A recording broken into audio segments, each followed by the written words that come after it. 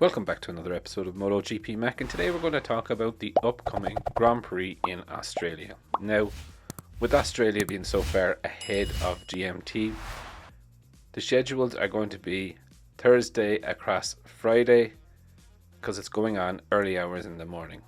So here is the schedule for Thursday evening, Friday morning. Here is the schedule for Friday evening stroke Saturday morning.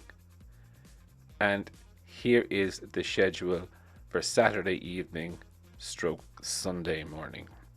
Now, as it is a overnight Grand Prix, Jake is going to help me out with some of the streaming. We will be streaming qualifying, practice, and of course the all-important race. But as you know, I always look at previous race weekends when I'm trying to gauge who is going to do well this weekend or who is not going to do well this weekend. And I suppose it's very difficult with not being here since 2019. Last time we were here, Marquez won it from Crutchlow, Jack Miller, Bagnaia, Mir, Iannone, Dovizioso, Rossi, and Rins is the top 9. Some of them are no longer with us, some of them are back with us, but I think it makes a big weekend for Jack Miller. It's his first time racing at home in MotoGP in factory colours. Something I suppose he was second guessing would it happen with this whole pandemic. Marquez is on the bounce back from the injury.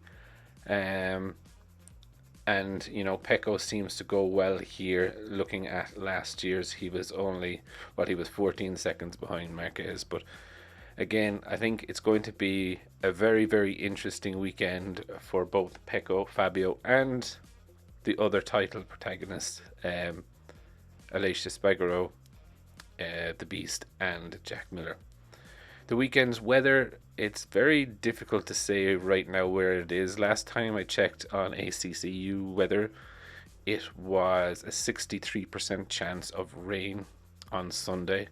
With 18 degrees and a low of 17 during the day, or real feel of 17. However, today, Thursday morning, the weather has not been great overnight, and the track is actually currently flooded. The track itself, it's definitely a track that you don't want to fall off on. You know, with Malaysia coming up the week after as well, it's all about staying on the bike this weekend for everyone, not just the title chasers.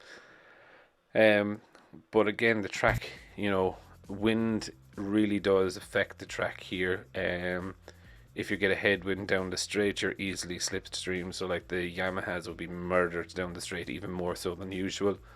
But it can also cause issues with the tires as well if it is a cold wind, which it tends to get being just by the sea. But it's definitely going to be an interesting race. I think everyone is going to have their elbows out, especially on the top 5 in the championship. You know, they have to go for it, but they have to be careful as well. So fortune favors the brave.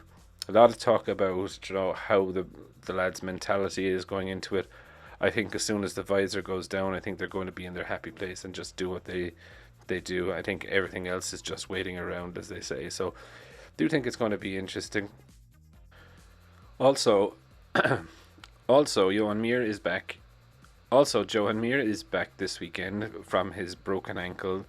Now, he did try to ride in Aragon and it was too much for him. So hopefully he is in a better place right now and he can come back and get up to speed this weekend, not push it past his limits. Nakagami is also not racing this weekend, and Nakashima is in for him again as he replaced him in Thailand also.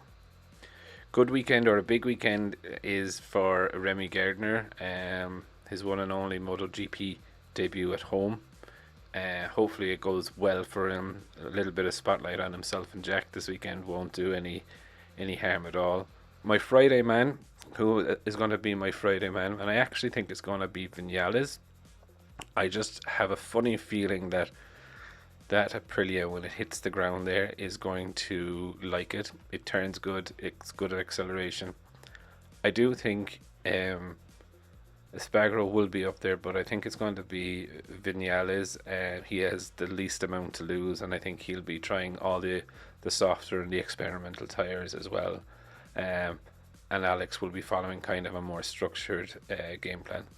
But that's who I think. I would love to know who you think is your Friday man. Definitely leave them in the comments below, and I'll be back again tomorrow after practice.